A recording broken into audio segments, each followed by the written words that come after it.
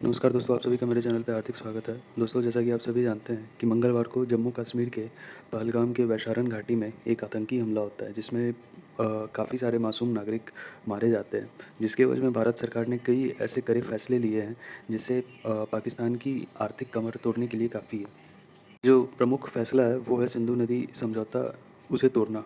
अब इसके जवाब में पाकिस्तान ने भी एक के बाद एक काफ़ी गलत कदम उठाए हैं। एक तरह से गिदर बग्गी मान लिया जाए। इसमें बाघा बॉर्डर बंद करना, सार्क वीज़ा सुविधा जो है उसको सस्पेंड करना तथा अपनी हवाई सीमा भारत को उपयोग नहीं करने देना जैसा है। पाकिस्तान के जो पीएम हैं शहबाज शरीफ, उन्होंने गुरुवार को एक ऐसा कदम उठाया है जिसमें उन्होंने आओ देखा न ताओ और नेशनल सिक्योरिटी कमेटी की बैठक बुलाई और भारत ने जैसे इंडस रिवर ट्रीटी को ख़त्म किया है, उसी तरह उसके एवज़ में उन्होंने शिमला एग्रीमेंट उसको रद्द कर दिया है।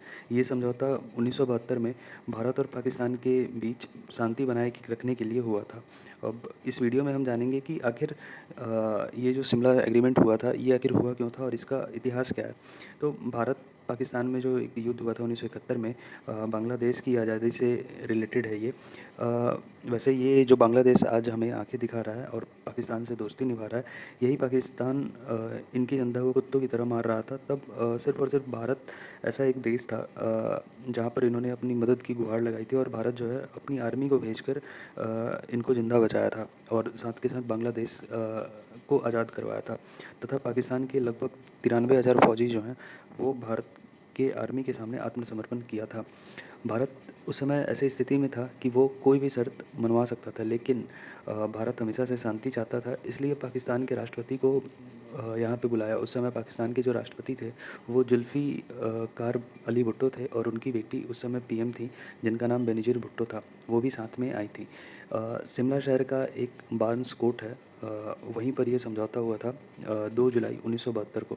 वैसे 1971 के आसपास यही भुट्टो था जिसने बोला था कि भले ही हमें घास की रोटी खानी पड़े, लेकिन भारत के साथ हज़ारों साल तक युद्ध लड़ने का कसम खाया था इसने।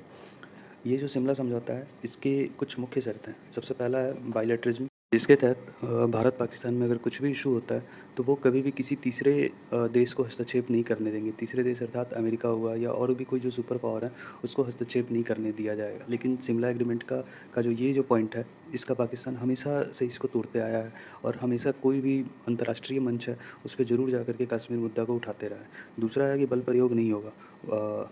इस भी पॉइंट का हमेशा से पाकिस्तान जो है इसको तोड़ता आया है, जैसा कि 1999 का लड़ाई या कभी भी जो आप सुनते होंगे कि बॉर्डर पर सीज़ फायर तोड़ना, तो ये इस पॉइंट को भी पाकिस्तान कभी भी नहीं मानता है। तीसरा है एलओसी की पुनः स्थापना, इसके अनुसार नई नियंत्रण रेखा स्थापित की जाएगी और चौथा जो है युद्धबंदी और जितनी भी कब्ज़ाई ज़मीन है एक-दूसरे की, उसको वापस किया जाएगा। यहाँ पर एक चीज़ और क्या था कि भारत ने ना पाकिस्तान की काफ़ी सारी ज़मीनें कब्ज़ा कर ली थी और काफ़ी सारे सैनिकों को बंदी बना लिया था। इसमें भारत के पास ये मौका था कि वो कश्मीर माँग ले, लेकिन भारत जो अमेरिका और जितने भी मित्र राष्ट्र हैं, उनके दबाव में आकर के सारा का सारा ज़मीन वापस कर लेता है और कुछ भी नेगोशिएशन नहीं करता है।